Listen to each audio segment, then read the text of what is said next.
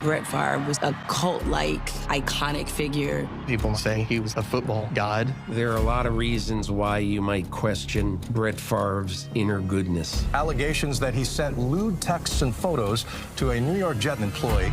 Brett Favre ultimately destroyed my life.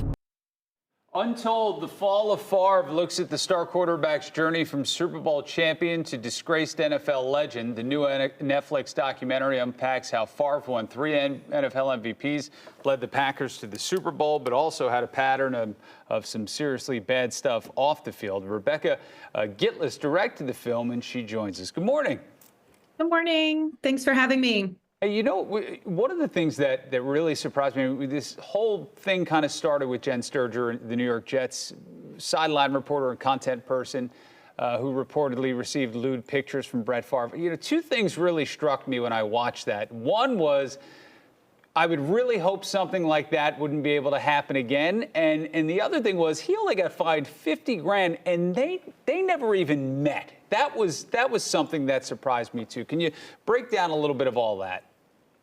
Yeah, of course. When, them never meeting was the thing that shocked me the most as well. And so when I first talked to Jen and I heard that, I thought, how much did we not hear about the other side of this story or all the other sides of this story? And it was widely in the press at the time to a point, but we had a very specific view of what Jen was in this situation. And I think that as I spoke to Jen and as I went through this story and did the research, I wanted to correct some of those wrongs and really put all the facts out there of what happened with Jen at the Jets. Yeah, I mean, I remember that in real time. And I remember it was a time where, in a culture where she was really dragged through the mud quite a bit for that. And people kind of said she was asking for it. Does she feel like that ruined her career or the career she wanted to have in TV?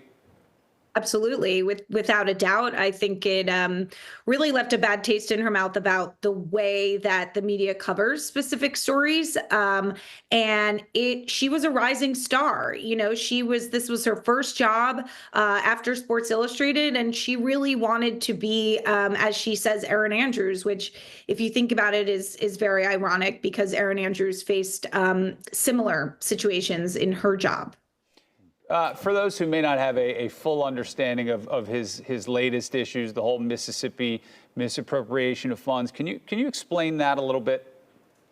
Yeah, of course. So in 2020, the Mississippi welfare scandal broke. And in 2022, texts started coming out as people were getting in trouble about Brett Favre's involvement. And ultimately, people were indicted on charges of welfare fraud. But Brett Favre's name continued to come up, not only about the volleyball stadium, but about his concussion drug Prevacus, as well as some individual deals. And so while he has not been criminally charged and he denies any wrongdoing, his name continued to come up in lots of conversations between auditors, authorities, and yet, he only ended up in the civil case. And so we wanted to bring that forward to say, is something ominous going on here? Well, what do you mean by name coming up? You say he's not charged, so what do you mean his name kept coming up? Sure. So in a lot of the text messages that were released in court, as people were being indicted and it was used as evidence, he would be in text conversations with the people that had control of these welfare funds. He was in conversations about numerous places in which grants were given that had nothing to do within the TANF rules in Mississippi.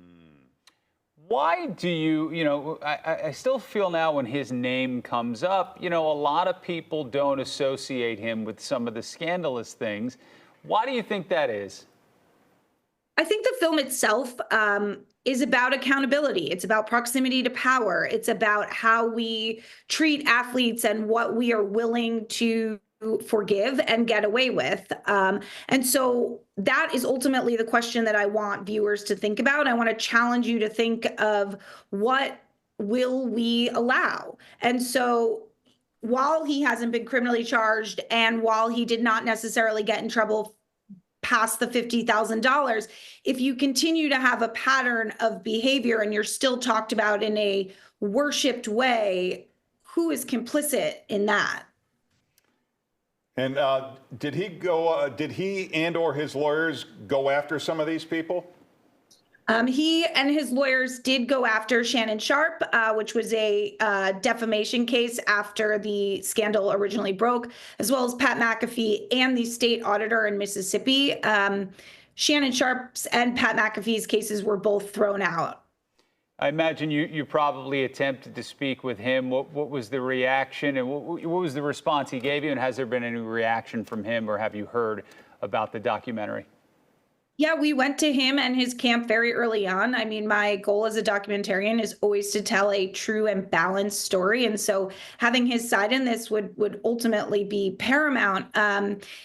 You know, one of the things about the case in Mississippi is that they're all under gag orders, so he can't talk about the case details. So we did hear back, and he declined to be a part of it, which is his certain prerogative. And we have not heard anything post-release. All right. Untold, The Fall of Favre is streaming on Netflix now, and you can follow Rebecca on X. Thanks so much for joining us. Thank you so much.